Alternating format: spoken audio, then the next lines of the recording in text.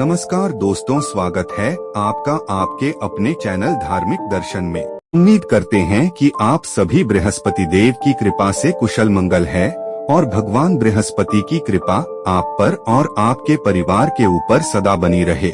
सबसे पहले हम जानेंगे आज का पंचांग, ताकि आप अशुभ समय में पूजा अर्चना न करें। फिर उसके बाद श्रवण करेंगे श्रावण माह के दूसरे बृहस्पतिवार की कथा। आज का पंचांग 1 अगस्त हो। सूर्योदय होगा सुबह के 5:43 पर, सूर्यास्त होगा शाम के 7:12 पर, चंद्रोदय होगा रात के 3:15 बजे पर, चंद्रास्त होगा शाम के 5:08 पर, नक्षत्र होगा मक्षिरा सुबह के 10:24 तक। उसके बाद आर्द्रा रहेगा।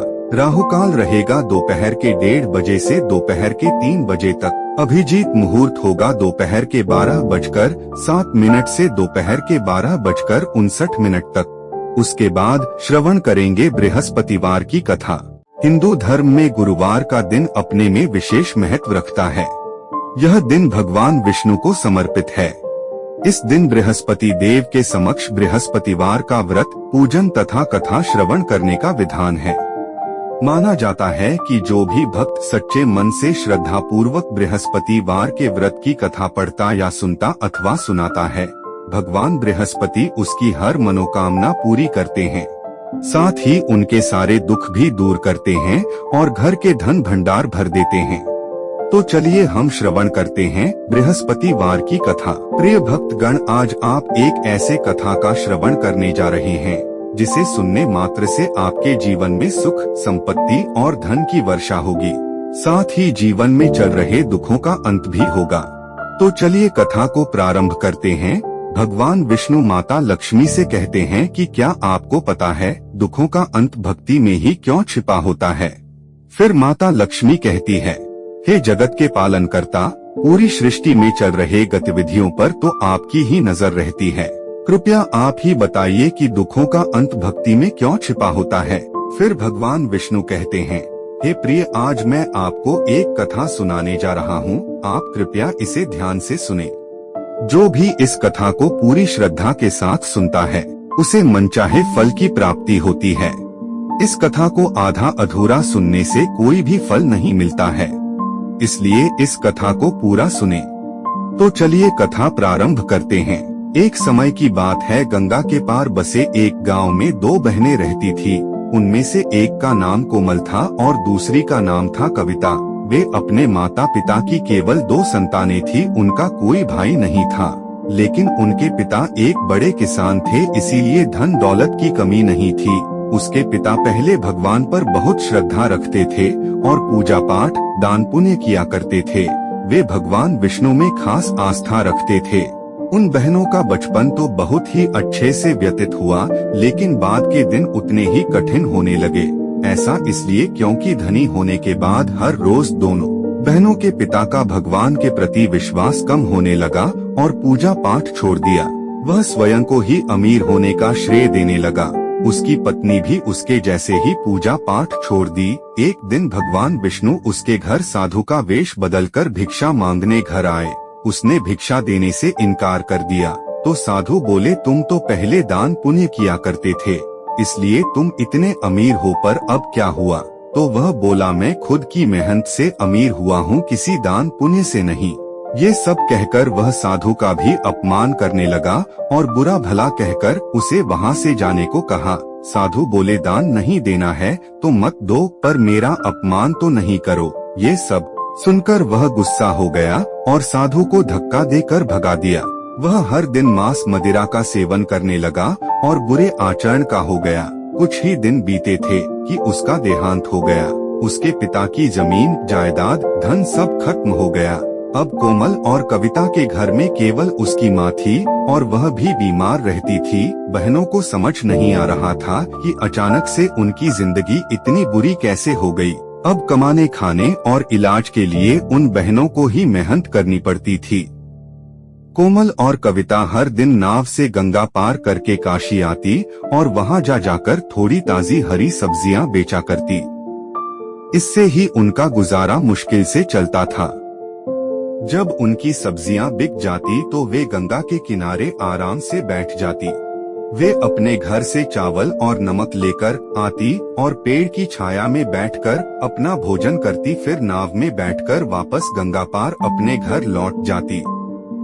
कोमल और कविता काशी के गंगा के उस पार की रहने वाली थीं, इसलिए उनका नदी आर पार करने के लिए भी पैसे खर्च हो जाते। उन्होंने कभी भगवान विष्णु के बारे में नहीं सुना था।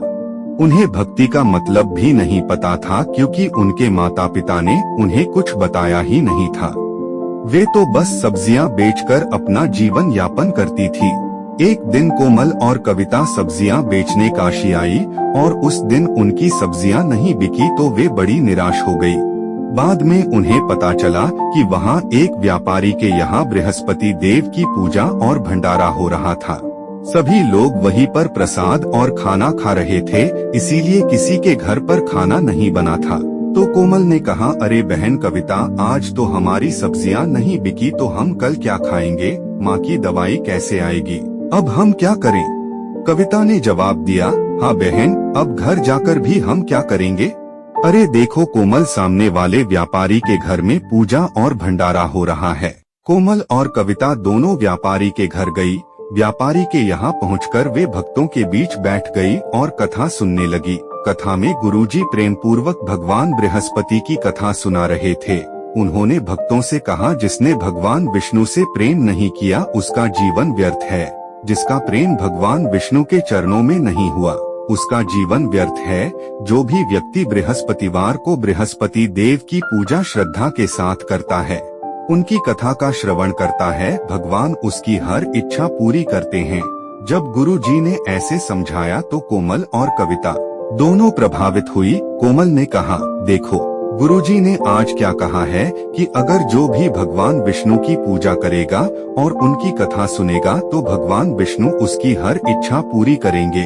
तो उन्होंने भी गुरुजी से बृहस्पति देव की पूजा विधि और कथा को जानना चाहा, पर वे गुरुजी से नहीं मिल सकी। शाम हो चला था, इसलिए उन्हें अब अपने घर भी लौटना था। तो वे गंगा नदी के तट पर आ गई। अब उन्हें इस बात की चिंता हो रही थी कि नदी पार करने के पैसे भी नहीं थे, तो नदी कैसे पार करेंगी। उनकी ये दशा देखकर भगवान विष्णु ने उनकी मदद की सोची। तभी भगवान विष्णु साधु का वेश बदलकर वहाँ से गुजरने लगे। उन्होंने कोमल और कविता से कहा, बच्चों तुम इतना उदास क्यों हो, क्या हो गया? तो कोमल बोली, हे साधु महाराज, हम काशी प्रतिदिन सब्जी बेचने आते हैं ताकि घर का खर्चा निकल पाए। आज हमारी सब्जी नहीं बिकी तो हमारे पास नदी पार करने तक के पैसे नहीं हैं। साधु जो स्वयं भगवान विष्णु है सब जानते हैं, फिर भी उन्होंने पूछा कि तुम दोनों इतनी छोटी उम्र में काम क्यों कर रहे हो? घर पर तुम्हारे पिता क्या करते हैं? तो कोमल ने सारी बात बता दी और पूछा कि हमारी जिंदगी में इतना बड़ा बदलाव कैसे आ गया।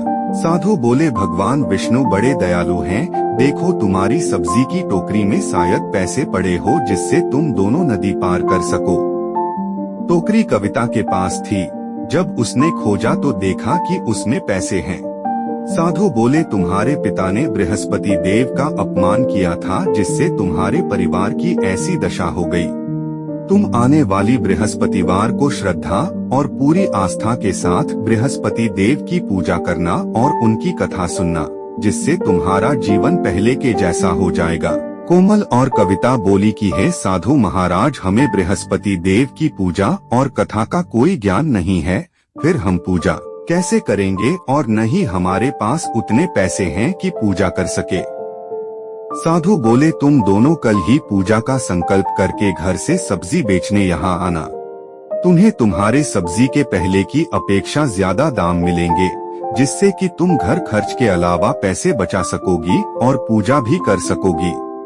फिर साधु ने पूजा विधि के बारे में बतलाया और कहा कि बृहस्पतिवार के व्रत में चने की दाल तथा मुनक्के से विष्णु भगवान का केले की जड़ में पूजन करना तथा दीपक जलाना, व्रत कथा सुनना, पीले पुष्प चढ़ाना और पीले भोजन ही करना। इससे बृहस्पति देव प्रसन्न होते हैं। फिर उन्होंने कथा के बारे पूछा तो साधु ने बताया कि प्राचीन काल में एक लकड़हारा रहता था। वह बहुत निर्धन था, उसकी कोई संतान नहीं थी। उसकी स्त्री बहुत ही आलसी थी और उदासीनता के साथ रहती थी। उसका किसी भी काम में मन नहीं लगता था। वह बस अपने पति के लिए खाना बनाती, फिर दिन भर आराम करती। वह स्नान नहीं करती और किसी देवता का पूजन भी न करती और न ही अपने पति के गरीबी और दयनीय स्थिति के दूर होने की कामना करती थी। लकड़हारा इससे बड़ा ही दुखी था और अपने भाग को कोसते हुए भगवान से कहता कि उसे कैसी पत्नी मिली है। बेचारा लकड़हारा अपनी पत्नी से बहुत आग्रह करता कि वह रोज स्नान करके पूजा पाठ किया करें, किंतु उसका कुछ भी परिणाम न निकला। वह खुद ही बृहस्पति देव की पूजा करता और अपनी पत्नी के सुखों खुशहाली की कामना करता। कुछ दिनों बाद भगवान की कृपा से लकड़हारा की स्त्री ने एक सुंदर कन्या को जन्म दिया। कन्या अपने पिता की तरह ही गुणवान और भगवान के प्रति आस्थावान थी। वह अपने पिता को देखकर धीरे धीरे भक्ति करना भी सीख गई और अच्छे संस्कार भी अर्जित कर लिया। कन्या बड़ी होने पर प्रातः स्नान करके विष्णु भगवान के मंदिर जाती और उनका का जाप करती। वह हर बृहस्पतिवार का व्रत करने लगी। भगवान विष्णु कन्या के भक्ति और समर्पण को देखकर बहुत ही प्रसन्न थे। तब से जब भी वह कन्या मंदिर आती तो उसे हर बार एक सोने का सिक्का मिलता। वह उसे भगवान विष्णु का आशीर्वाद समझकर रख लेती और घर जाकर अपने पिता को दे देती। धीरे धीरे ऐसे ही उसे अनेक सोने के सिक्के प्राप्त हुए और लकड़हारा का परिवार अपनी पुत्री के कारण धनवान हो गया। लेकिन इतना सब कुछ ठीक होने के बाद भी उसकी माँ का वही ढंग रहा।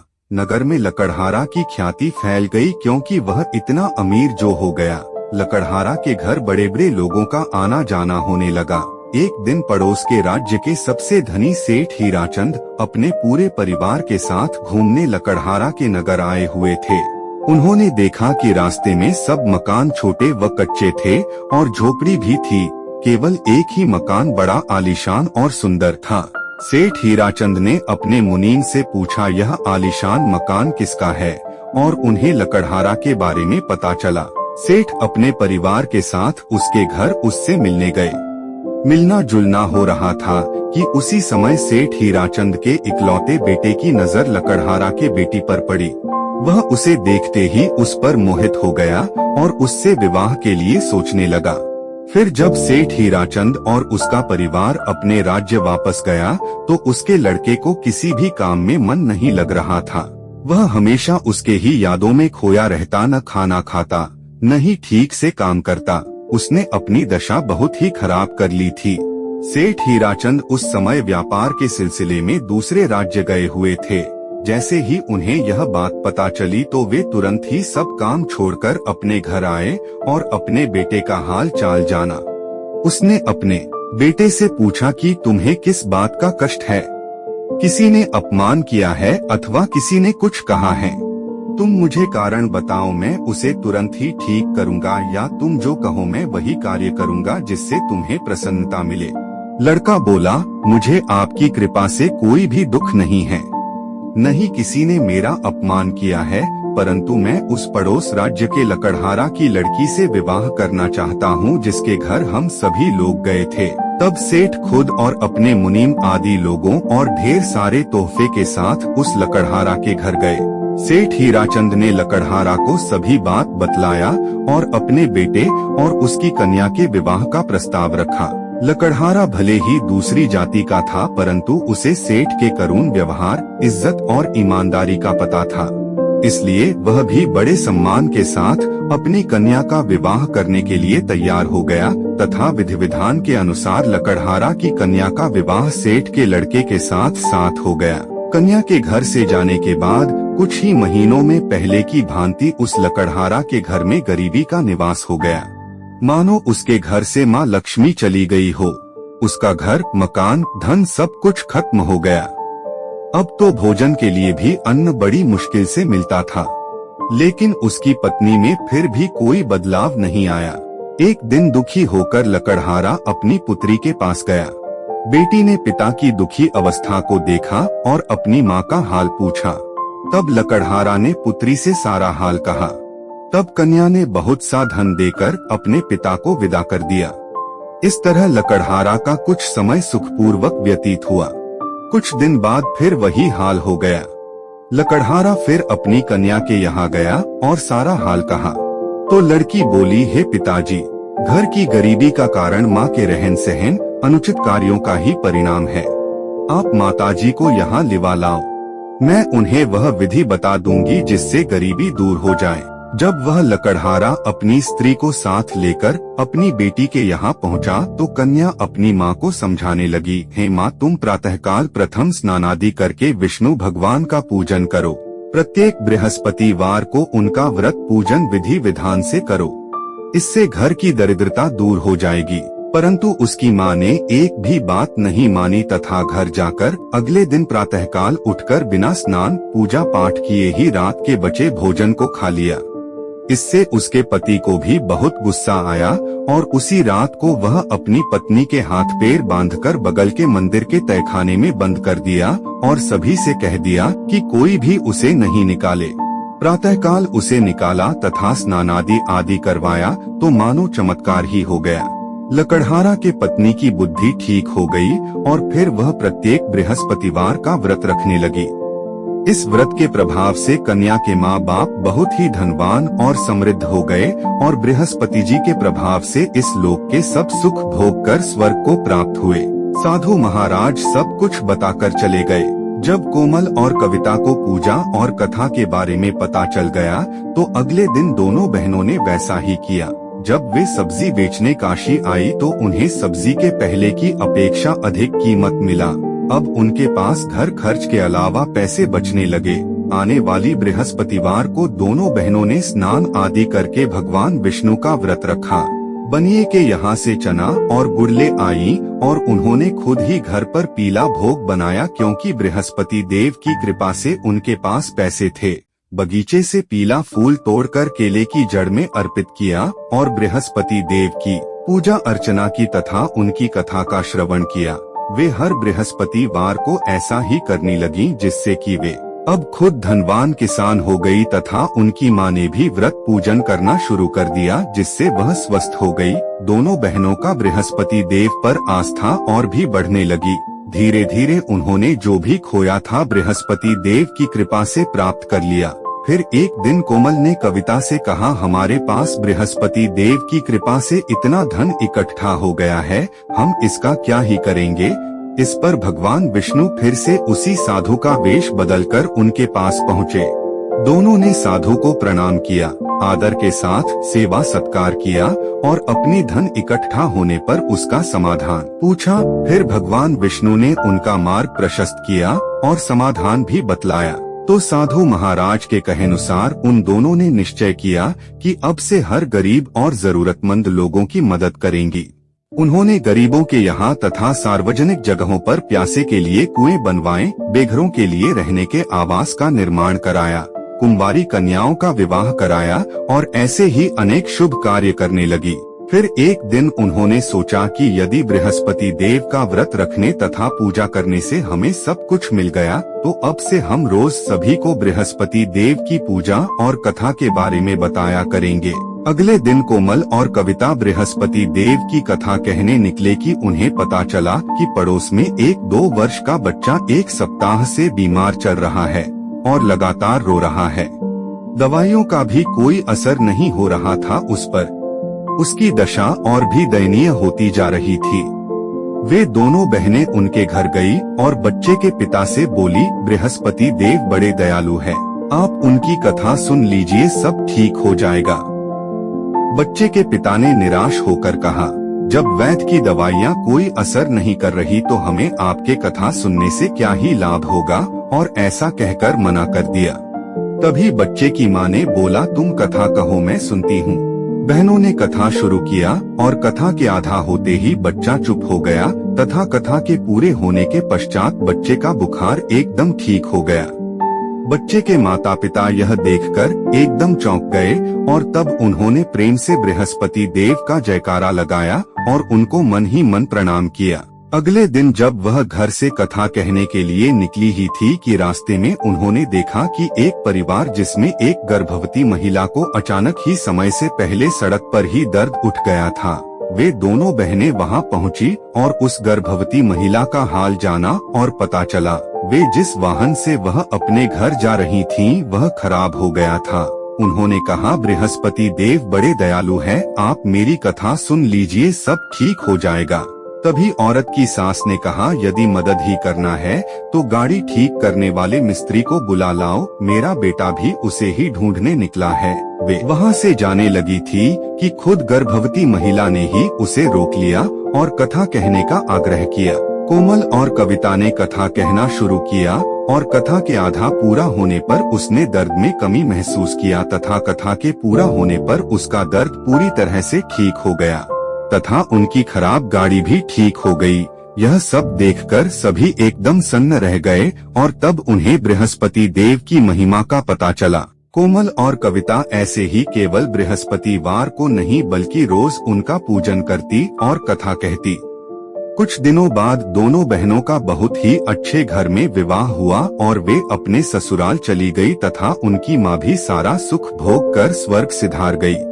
भगवान विष्णु के मुख से यह कथा सुनने के बाद माता लक्ष्मी ने कहा, जिसके जीवन में कोई भी परेशानी हो, यदि वह भगवान की भक्ति श्रद्धा पूर्वक करेगा, उनमें आस्था रखेगा, तो उसके समस्त दुखों का अंत अवश्य ही होगा, जैसे कोमल और कविता का हुआ। तो प्रेम से बोलिए बृहस्पति देव की जय। तो दोस्तों, यदि यह वीडियो आपको अच्छी लगी है तो वीडियो को लाइक, कमेंट और शेयर करें और आप हमारे चैनल में नए हैं तो चैनल को सब्सक्राइब भी जरूर करें ताकि आप ऐसे ही महत्वपूर्ण जानकारी प्राप्त कर सके। धन्यवाद।